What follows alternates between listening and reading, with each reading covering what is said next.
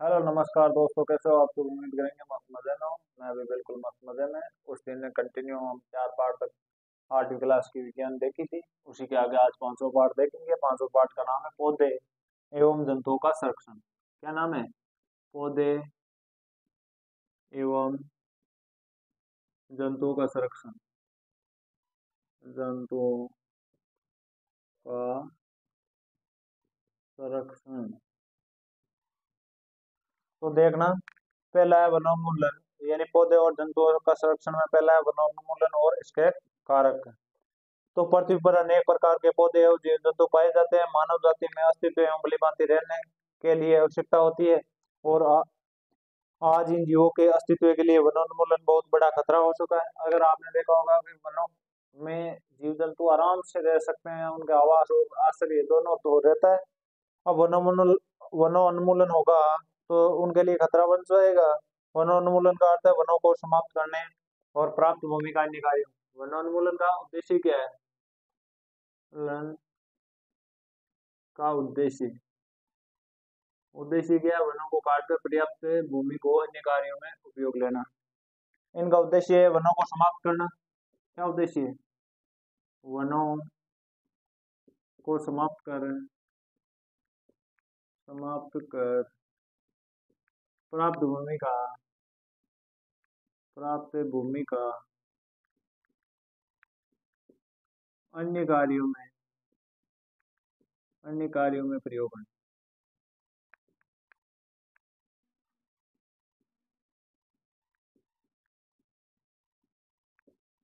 तो बिल्कुल, अब इनके उद्देश्य है कुछ देर के कृषि के लिए भूमि प्राप्त करना, घरों तथा कारखानों का निर्माण, फर्नीचर बनाने और लकड़ी के लिए ईंधन के रूप में प्राप्त करना। अब वनोन्मूलन का दावा नल एवं भीषण सूखा भी वनोन्मूलन के कुछ प्राकृतिक कारक है। अब है वनोन्मूलन का परिणाम। परिणाम क्या आता है? वनोन्मूलन का परिणाम देखना, परिणाम पर चर्चा करेंगे। वनोन्मूलन से पृथ्वी पर ताप एवं प्रदूषण के स्तर में वृद्धि होती है। वायुमंडल में कार्बन डाइऑक्साइड का स्तर भी बढ़ता है। तीसरा है भूमजल स्तर पर निम्नीकरण हो सकता है। ये कुछ परिणाम थे जिसकी वजह से। चौथा है वर्षा तथा भूमि की उर्वरता में कमी आ जाना। और इसके अतिरिक्त बाढ़ और सूखे जैसी प्राकृतिक आपदाओं की संभावना भी है। इसके आगे हम देखेंगे, जब लंबे समय तक वर्षा नहीं होती है तो पृथ्वी पर सूखे या अकाल जैसी स्थिति बन जाती है, जिसे सूखा कहते हैं। जिसे क्या कहते हैं? सूखा, अकाल या सूखा, लंबे समय तक बारिश नहीं होने के कारण। उसके आगे हम क्या पढ़ेंगे? मरुस्थलीकरण। क्या पढ़ेंगे? मरुस्थलीकरण। मरुस्थलीकरण क्या होता है? भूमि पर वृक्षों की कमी होने से मृदा अपरदन अधिक होगा। मृदा की ऊपरी परत हटाने से नीचे की कठोर चट्टानें दिखाई देने लगती है। इससे मृदा का हुमस की कमी हो जाती है और उर्वरता क्षमता कम हो जाती है। धीरे धीरे उपजाऊ भूमि मरुस्थल में परिवर्तित हो जाती है। इस परिघटना को क्या मरुस्थलीकरण कहते हैं? इस परिघटना को मरुस्थलीकरण कहते हैं। फिर है वन एवं वन्य प्राणियों का संरक्षण, कि वनों और वन्य प्राणियों का संरक्षण किस प्रकार से किया जा सकता है। इसमें पहला आता है जैवमंडल। जैव जैवमंडलीय संरक्षण नामक क्षेत्र को चुना गया है, जो कि पंचवटी में। इस क्षेत्र में पौधे एवं जंतुओं की हिमालय की श्रृंखलाओं तथा निचले पश्चिमी घाट में समान है। अब जैवमंडल क्या है? जैवमंडल पृथ्वी का वे भाग है जिसमें सजीव पाए जाते हैं अथवा जीवन यापन के योग्य होते हैं। उसे क्या कहते हैं? जैवमंडल कहते हैं। उसके बाद वनस्पति जात और प्राणी जात। यानी कुछ क्षेत्रों में पाई जाने वाली विशेष प्रकार की वनस्पति या पेड़ पौधे को तो वनस्पति जात में आते हैं। किसी विशेष क्षेत्र में पाए जाने वाले या विशेष प्रजाति या जीव जंतुओं को प्राणी जात कहते हैं। फिर है वन्य जीव अभ्यारण्य। वह क्षेत्र जहाँ जंतु एवं उनके आवास किसी भी प्रकार से विक्षोभ से सुरक्षित रहते हैं तो उसे वन्य जीव अभ्यारण्य कहते हैं। फिर है राष्ट्रीय उद्यान। वन्य जंतुओं के लिए आरक्षित क्षेत्र जहाँ पर स्वतंत्र रूप से आवास एवं प्राकृतिक संसाधनों का उपयोग कर सके। फिर है जैवमंडल आरक्षित क्षेत्र। वन्य जीवन, पौधों और जंतुओं संसाधन और उस क्षेत्र के आदिवासियों के पारंपरिक ढंग से जीवन यापन हेतु विशाल संरक्षित क्षेत्र है। फिर आता है उसके आगे जैवमंडल। जैव विविधता के संरक्षण के उद्देश्य से जैवमंडल आरक्षित क्षेत्र बनाए जाते हैं, जिसका अर्थ है किसी क्षेत्र विशेष में पाए जाने वाले पौध यानी पेड़ पौधे, जीव जंतु और सूक्ष्म जीव की प्रजातियां। उसके आगे हैं हम देखेंगे किसी विशेष क्षेत्र में पाए जाने वाले पेड़ पौधों को तो वनस्पति जात कहेंगे। क्या कहेंगे? वनस्पति जात, परीक्षा में सवाल आता है वनस्पति जात और प्राणी जात में अंतर लिखो। फिर दूसरा, विशेष क्षेत्र में पाए जाने वाले जीव जंतुओं को प्राणी प्राणी जात प्राणी जात कहते हैं। उसके आगे बात कर लेते हैं। तो आता है पौधे एवं जंतुओं को वे स्पीशीज, पौधे एवं जंतुओं की वे स्पीशीज जो किसी विशेष क्षेत्र में विशिष्ट रूप से पाई जाती है उसे क्या कहते हैं? विशेष क्षेत्रीय स्पीशीज। एक रेड डाटा बुक है, एक विशेष क्षेत्रीय स्पीशीज है, बहुत इंपॉर्टेंट है परीक्षा की दृष्टि से। विशेष क्षेत्रीय स्पीशीज, विशेष क्षेत्रीय स्पीशीज, किसी विशेष क्षेत्र में विशिष्ट रूप से पाई जाने वाली प्रजाति क्या कहलाती है? विशेष क्षेत्रीय स्पीशीज। उसके आगे इसका एक एग्जाम्पल भी है, भारतीय विशाल गिलहरी। उसके आगे हम देखेंगे वन्य जीव अभ्यारण्य, आरक्षित वनों की तरह ही कुछ ऐसे क्षेत्र जहाँ वन्य प्राणी यानी जंतु सुरक्षित एवं संरक्षित रहते हैं उसे वन्य प्राणी अभ्यारण्य कहते हैं। फिर उसके बाद आता है राष्ट्रीय उद्यान। ये विशाल आरक्षित क्षेत्र तथा पर्यावरण के संपूर्ण संगठकों का संरक्षण करने में पर्याप्त होता है, उसे राष्ट्रीय उद्यान कहते हैं। फिर इसके बाद कुछ यानी सतपुड़ा बाघ राष्ट्रीय आरक्षित क्षेत्र में कुछ योजना चलाई गई थी जिसमें बाघों को, हमारी सरकार ने बाघों के संरक्षण के उद्देश्य से चलाई थी, जिसे प्रोजेक्ट टाइगर या बाघ परियोजना के नाम से लागू की गई थी। उसके बाद वे जंतु जिनकी संख्या निर्धारित स्तर से कम होती जा रही है उन्हें क्या कहते हैं? संकटापन स्पीशीज। संकटापन स्पीशीज, निर्धारित स्तर से कम, जिनकी संख्या निर्धारित स्तर से कम है उन्हें संकटापन स्पीशीज कहा जाता है या संकटापन जंतु कहा जाता है। फिर आती है रेड डाटा बुक। वह पुस्तक है जिसमें सभी संकटापन स्पीशीज का रिकॉर्ड रखा जाता है। रेड डाटा बुक क्या? रेड डाटा बुक वह पुस्तक है जिसमें सभी संकटापन स्पीशीज का रिकॉर्ड रखा जाता है। पौधे जंतु और अन्य स्पीशीज के लिए अलग अलग रेड डाटा बुक होती है। वे स्थान उस समय जीवन यापन हेतु अनुकूल नहीं होता है। ऐसे पक्षी जो उड़कर सुदूर क्षेत्रों से लंबी यात्रा करते हैं उन्हें प्रवासी पक्षी कहते हैं। फिर आता है कागजों का चक्रण या कागज का पुनः चक्रण।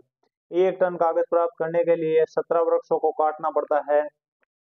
तो इसके बाद उद्देश्य भी बताया गया है कि हमें क्या करना चाहिए? पुनः उपयोग करना चाहिए, पुनः चक्रण भी करना चाहिए किनका? कागजों का। फिर उसके बाद है क्या, पार्ट समाप्त है। आगे वाला पार्ट, आगे वाला पार्ट कौन सा है? आगे वाला पार्ट है मानवों में जनन। क्या है? जंतुओं में जनन। तो जंतुओं में जनन की बात कर लेते हैं। आगे वाला पार्ट 6वां कौन सा है? जंतुओं में जनन। तो जंतु जनन किस प्रकार करते हैं? पहला क्वेश्चन आ जाता है जंतु जनन यानी जनन क्यों आवश्यक है? तो हमारी प्रजाति या हमारी संतान की निरंतरता बनाए रखने के लिए जो प्रक्रिया होती है उसे क्या कहते हैं? जनन कहते हैं। यानी हमारे प्रजाति या हमारी स्पीशीज को बचाए रखने के लिए जो प्रक्रिया या फिर हमारी पीढ़ी दर पीढ़ी निरंतरता बनाए रखने की प्रक्रिया को क्या कहते हैं? जनन। हमारी पीढ़ी दर पीढ़ी निरंतरता बनाए रखने की प्रक्रिया जनन कहलाती है। फिर इसके आगे जीवों में जनन क्यों आवश्यक है या महत्व है? क्योंकि ये एक जैसे जीवों में पीढ़ी दर पीढ़ी निरंतरता बनाए रखना सुनिश्चित करता है। फिर है जनन की विधियां। जनन 2 प्रकार के होते हैं, अलैंगिक यानी जनन करने की 2 विधि होती है, अलैंगिक जनन और लैंगिक जनन।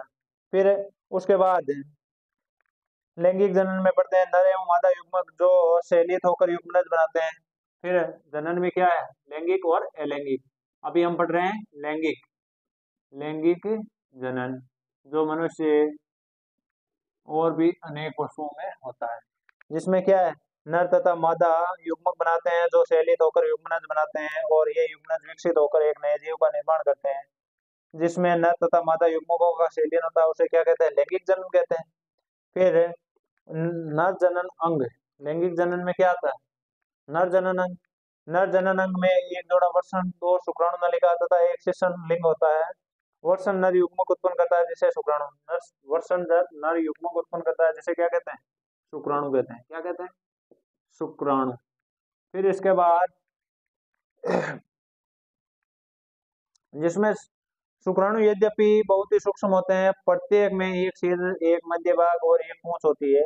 शुक्राणु का आकार पूछ लिया जाए या आकृति पूछ ली जाए तो किस प्रकार बनाओगे? ज्यादा कुछ नहीं है।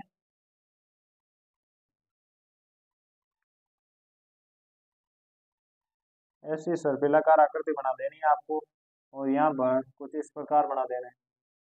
समझ में आया? तो इसके इसको तो सिर बोला जाता है, इसको मध्य भाग और इसको पूंछ बोला जाएगा। फिर इसके आगे हम बात कर लेते हैं किसकी, नर जनन की, कि कभी कभार नर जनन का, वैसे तो नहीं मादा जनन पूछा जाता है, लेकिन नर जनन की बात कर ली जाए तो किस प्रकार होता है, जो भी होता है देख लेना किस प्रकार का चित्र होता है।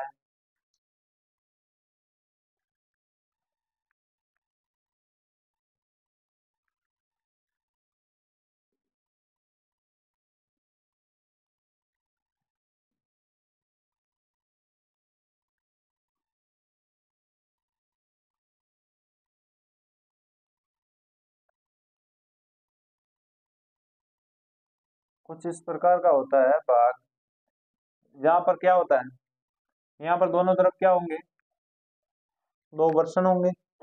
इस मध्य भाग को शीर्षण बोला जाता है, क्या बोला जाएगा, शीर्षण। और इसको क्या बोला जाएगा, शुक्राणु नलिका, शुक्राणु नलिका। तो इस प्रकार का कुछ यानी चित्र है। उसके बाद हम मादा जनन अंग पढ़ेंगे, क्या पढ़ेंगे, मादा जनन अंग। तो इसमें इंपॉर्टेंट है, दो तीन बार परीक्षा में भी आया हुआ है, मादा जनन तंत्र का नामांकित चित्र बनाई, तो वो किस प्रकार है देख लेना। मादा जनन तंत्र का नामांकित चित्र बनाई, तो मैं पहला चित्र बना रहा हूँ।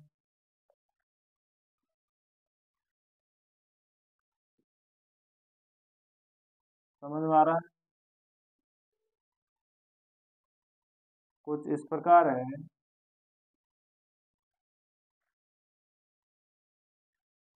अब इसमें क्या होता है, उसमें तो शुक्राणु वर्षण होते हैं, इसमें अंडाशय होते हैं, दो एक जोड़ी क्या होते हैं, अंडाशय, जहाँ से अंडाणु निकलता है या अंडाणु बनता है। फिर ये होगा गर्भाशय, क्या होगा, गर्भाशय। फिर क्या होगा, ये होगी अंडवाहिनी, क्या होती है, अंडवाहिनी। आपको तीन तीन नाम दोनों में याद रखना है, फिर इसके बारे में पढ़ेंगे आगे। मादा युग्मक उत्पन्न करते हैं, उन्हें अंडाणु कहते हैं या बिंब कहते हैं, डिंब। मानव में प्रतिमास या मानव स्त्री में प्रतिमास, दोनों अंडाशयों से किसी एक अंडाशय में एक विकसित अंडाणु तो डिंब का निर्मोचन अंडवाहिनियों में होता है। गर्भाशय वे भाग है जहाँ शिशु का विकास होता है। शुक्राणु की पूरी तरह अंडाणु भी एक एकल कोशिका है, अंडाणु भी शुक्राणु की तरह क्या है, एकल कोशिका है। फिर आता है निषेचन। निषेचन जनन प्रक्रम का पहला चरण है, शुक्राणु और अंडाणु का सेलियन। जब शुक्राणु अंडाणु के संपर्क में आते हैं तब शुक्राणु और अंडाणु का शैलीय निषेचन कहलाता है। निषेचन के समय शुक्राणु और अंडाणु शैलित होकर एक हो जाते हैं, निषेचन के परिणाम स्वरूप युग्मनज बनते हैं। फिर निषेचन दो प्रकार का होता है, आंतरिक निषेचन और बाह्य निषेचन। आंतरिक निषेचन वह निषेचन जो मादा के शरीर के अंदर होता है, आंतरिक निषेचन कहलाता है। और बाह्य निषेचन वह निषेचन जो मादा के शरीर से बाहर होता है, उसे बाह्य निषेचन कहते हैं। फिर आगे बात कर लेते हैं इसकी, उसके बाद बात करेंगे बाह्य निषेचन के बाद भ्रूण भ्रूण का परिवर्तन किस प्रकार होता है। निषेचन के परिणाम स्वरूप युग्मनज बनता है जो विकसित होकर भ्रूण में परिवर्तित हो जाता है। युग्मनज लगातार विभाजित होकर कोशिकाओं के गोले में बदल जाते हैं। तत्पश्चात कोशिकाओं समूहीकृत होने लगती है, विभिन्न ऊतक और अंग में परिवर्तित हो जाते हैं। इस विकसित हुई संरचना को भ्रूण कहते हैं। इस विकसित हुई संरचना को क्या कहते हैं, भ्रूण। फिर अब बात आती है गर्भ की, तो भ्रूण की वह अवस्था जिसमें शारीरिक अंगों की पहचान कर सकते हैं उन्हें क्या कहते हैं, गर्भ कहते हैं। फिर उसके बाद है जरायुज और अंडपर्जक, क्या आता है, जरायुज एवं अंडपर्जक। तो जरायुज उन जीवों को या उन जंतुओं को बोलते हैं जो डायरेक्ट जनन के बाद या डायरेक्ट शिशु को जन्म देते हैं, उन्हें तो जरायुज कहते हैं। जो अंडे उत्पन्न करते हैं उन्हें अंडपर्जक कहते हैं। फिर है शिशु से वयस्क में रूपांतरण, यानी अंडा पहले टेडपोल में बदलेगा फिर वयस्क में। ये एक मेंढक का जीवन चक्र है जिसमें अंडे आरंभी टेडपोल, फिर टेडपोल के बाद का टेडपोल, फिर वयस्क बन जाएगा। इसी प्रक्रिया को कायंत्रण कहते हैं। कुछ विशेष परिवर्तनों के साथ टेडपोल का वयस्क में रूपांतरण क्या कहलाता है? कायांतरण। ये तो लैंगिक विधि थी। अब आगे चलती है कौन सी? अलैंगिक विधि। तो देख लेना अलैंगिक विधि क्या है। अलैंगिक विधि उसके बाद यानी लैंगिक में पहला तो आता है हाइड्रा में मुकुलन, फिर है अमीबा में द्विविखंडन। दो प्रकार की विधियां हैं।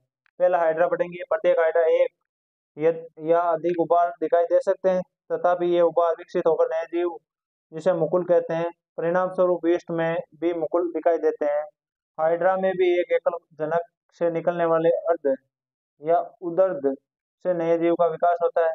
इस प्रकार जनन में केवल एक ही प्रकार के नए जीव को जन्म देते हैं। एक ही प्रकार के जनक एक जीव को जन्म देते हैं, उन्हें अलैंगिक जनन कहते हैं।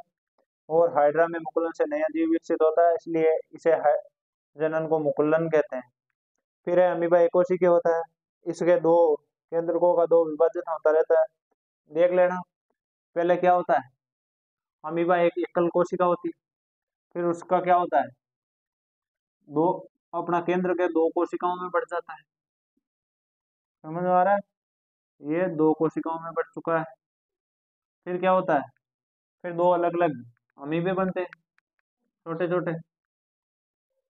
फिर दोनों टूटकर दो अलग अलग अमीबों का निर्माण कर लेते हैं। समझ में आया? फिर ये टूटकर दो अलग अलग अमीबे बना लेते हैं और यही संतति है। समझ में? फिर इसके कुछ महत्वपूर्ण तथ्यों पर बात कर लेते हैं। जंतुओं में प्रजनन करते हैं तो दो प्रकार से करते हैं, लैंगिक और अलैंगिक, आपको पता है। दूसरा कौन सा है? नर युग्मक एवं मादा युग्मक के सेलियन से लैंगिक जनन कहते हैं। नर और मादा युग्मकों के सेलियन को लैंगिक जनन में पढ़ते हैं। फिर उसके बाद क्या आता है? उसके बाद आता है अंडाशय, अंडवाहिनी तथा गर्भाशय। मादा जननांग के भाग है। नर के जननांग है वत्सन, शुक्राणु, नलिका और शिश्न। फिर अंडाशय मादा शरीर युग्म यानी अंडाशय मादा युग्मक उत्पन्न करते हैं जिसे अंडाणु कहते हैं। वत्सन नर युग्मक उत्पन्न करते हैं जिसे शुक्राणु कहते हैं। अंडाणु एवं शुक्राणु का शैलीय निषेचन कहलाता है। दो प्रकार का, आंतरिक और बाह्य। मादा के शरीर के अंदर होने वाला निषेचन आंतरिक और बाह्य होने वाला बाह्य निषेचन कहलाता है। ये मेंढक, मछली और स्टाफिक्स में होता है। फिर है युग्मनज में अनेक विभाजन होते हैं जिसे भ्रूण बनता है। भ्रूण गर्भाशय की दीवारों में स्थापित होता है और इसकी वृद्धि और विकास होता रहता है। भ्रूण की वह अवस्था जिसमें सभी शारीरिक अंग विकसित होने लगते हैं या पहचान सकते हैं, उन्हें क्या कहते हैं? गर्भ कहते हैं। जो जो जंतु शिशु को जन्म देते हैं उन्हें जरायुज कहते हैं। जो जंतु अंडे देते हैं उन्हें अंडभरजक कहते हैं। फिर उसके बाद लार्वा से वयस्क मेंढक में परिवर्तन को कायांतरण कहते हैं। जनन का वह प्रक्रम जिसमें केवल एक ही जीव भाग लेता है अलैंगिक जनन कहलाता है। हाइड्रा में मुकुलन नए जीव का विकास करता है। अमीबा स्वयं दो भागों में विभाजित होकर संतति उत्पन्न करता है।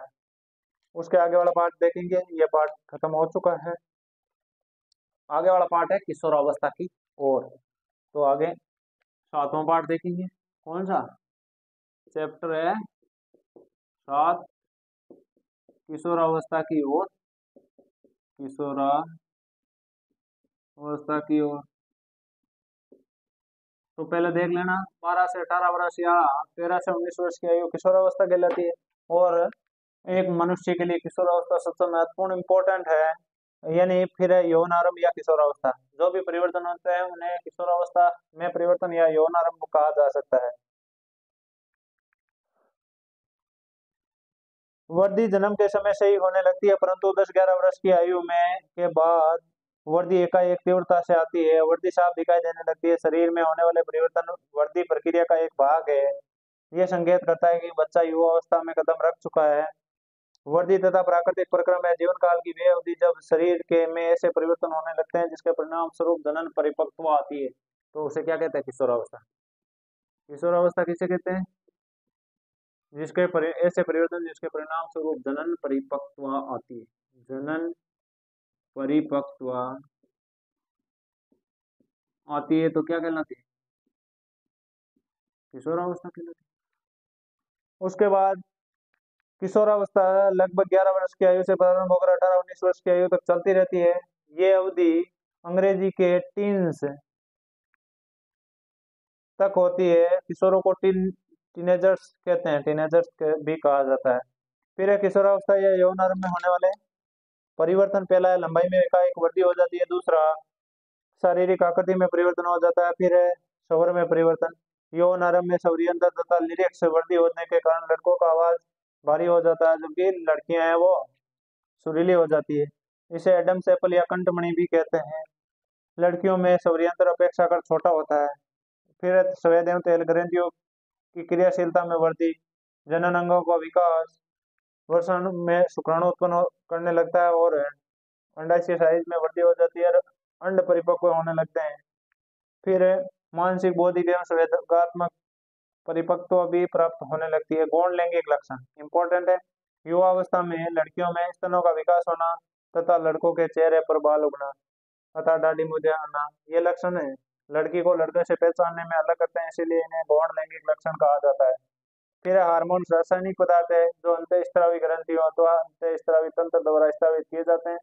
यौन आरंभ के साथ ही वर्षण अथवा पुरुष हार्मोन कौन सा है, टेस्टोस्टेरोन, और महिलाएं या लड़कियां हैं वो स्त्री हार्मोन, वो कौन सा है, एस्ट्रोजन उत्पन्न करने लगती है। और हार्मोनों के उत्पादन का नियंत्रण अन्य हार्मोन द्वारा किया जाता है या पिट्यूटरी ग्रंथि या पीयूष ग्रंथि के द्वारा किया जाता है। अब है जनन प्रकारों में हार्मोनों की भूमिका। हार्मोन क्या भूमिका निभाते हैं, हार्मोनों की भूमिका देखना देखें। अंतःस्रावी ग्रंथि हार्मोन रुधिर प्रवाह में स्रावित करती है, जिससे वह भाग यानी जिससे वे शरीर के विशिष्ट भाग अथवा लक्ष्य स्थल तक पहुंच सके। लक्ष्य स्थल में के प्रति अनुक्रिया करता है। हमारे शरीर में अनेक अंतःस्रावी ग्रंथि हैं। वर्षण एवं अंडाशय लैंगिक हार्मोन स्रावित करते हैं। कभी कभी आपने पढ़ा होगा हार्मोन गौण लैंगिक लक्षणों के लिए उत्तरदायी होते हैं। आगे देखो, मानव में जनन काल की अवधि के जनन किस वर्ष यानी किस आयु में करना चाहिए, किस आयु में कर सकते हो। जब किशोरों में वर्षण तथा अंडाशय युग्मित उत्पादित करने लगते हैं तो जनन के योग्य हो जाते हैं। युग्म की परिपक्व उत्पादन क्षमता पुरुषों में स्त्रियों की अपेक्षा अधिक होती है, पुरुषों में अधिक होती है। स्त्रियों में जनन अवस्था प्रारंभ यौन आरंभ यानी 10-12 वर्ष की आयु से हो जाती है। सामान्यतः पुरुषों में यानी महिलाओं में 10-12 वर्ष की आयु में तो स्टार्ट होती है, 45 से 50 वर्ष की आयु तक चलती है। फिर यौन आरंभ पर अंडाणु परिपक्व होने लगते हैं। अंडाशय में एक अंडाणु परिपक्व होने लगता है। 28 से 30 दिन के बाद अंतराल के पश्चात अंडाशय द्वारा निर्मोचित होता है। इस अवधि में गर्भाशय की दीवारें मोटी हो जाती है, जिससे वे अंडाणु के निषेचन के पश्चात युग्मनज को ग्रहण कर सके। इसके फलस्वरूप गर्भ धारण होता है। यदि अंडाणु का निषेचन नहीं हो पाता है तब उस स्थिति में अंडाणु तथा गर्भाशय का मोटा स्तर उसकी रुधिर वाहिकाओं सहित निस्तारित हो जाता है। इससे स्त्रियों में रक्त स्त्राव होता है। इसे ऋतुस्राव या रजोधर्म कहते हैं। ऋतुस्राव लगभग 28 से 30 दिन में एक बार होता है। पहला ऋतुस्राव यौन आरंभ में होता है, जिसे रजोदर्शन कहते हैं। 45 से 50 वर्ष की आयु में ऋतुस्राव रुक जाता है, जिसे रजो निवर्ति कहते हैं। या ऋतुस्राव क्या है या रजोधर्म क्या है पूछा जाता है परीक्षा में।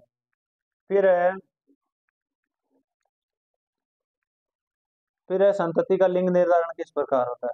गुणसूत्र प्रत्येक, फिर आपको मैं बता दूं किस प्रकार, चित्र से देख लेना। संतति का लिंग निर्धारण या संतति का निर्धारण किस प्रकार होता है। होने वाला लड़का होगा या लड़की होगी, जो भी है आप देखेंगे कि क्या होता है, दो है।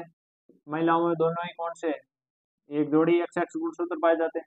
अगर मान लो ये गुण X गुणसूत्र है, अगर उनका निषेचन करवाया जाए तो अगर जो भी शुक्राणु आएगा वो X आएगा, तो दोनों मिलकर क्या बनाएंगे, दोनों मिलकर XX गुणसूत्र बनाएंगे, यानी लड़की बनाएंगे, लड़की। फिर अगर Y करता है तो XY बनाएंगे। XY क्या होता है, लड़का। इस प्रकार निर्धारण किया जा सकता है। ये अंडाणु में होते हैं दोनों, और ये मनुष्य के वर्ण के द्वारा आते हैं। टोटल 46 गुणसूत्र होते हैं, यानी 23 जोड़ी गुणसूत्र पाए जाते हैं। उनमें से एक लिंग निर्धारण सूत्र होता है। सभी मनुष्यों में कोशिकाओं में 23 जोड़ी गुणसूत्र पाए जाते हैं। 2 गुणसूत्र लिंग सूत्र होते हैं, X और Y कहते हैं। स्त्री में दोनों X गुणसूत्र होते हैं, जबकि पुरुष में X और Y गुणसूत्र होते हैं। युग्मनज में गुणसूत्रों का एक जोड़ा होता है। निषेचित अंडाणु में सदा X गुणसूत्र होता है, परंतु शुक्राणु दो प्रकार के होते हैं, जिनमें एक प्रकार से X गुणसूत्र तथा दूसरे प्रकार से Y गुणसूत्र। अगर निषेचित करने वाला शुक्राणु X होगा तो होने वाली लड़की होगी, और निषेचित करने वाला अंडाणु अगर यानी शुक्राणु वाई होगा तो एक्स वाई मिलकर लड़का होगा। इस प्रकार लिंग निर्धारण किया जा सकता है। लिंग हार्मोनों के अतिरिक्त अन्य भी हार्मोन पाए जाते हैं। पीयूष ग्रंथि द्वारा स्रावित हार्मोन जननांगों में उत्पन्न करने के लिए उद्दीप्त करते हैं। पीयूष ग्रंथि एक अंतःस्रावी ग्रंथि है जो मस्तिष्क से जुड़ी होती है। फिर आगे देखना,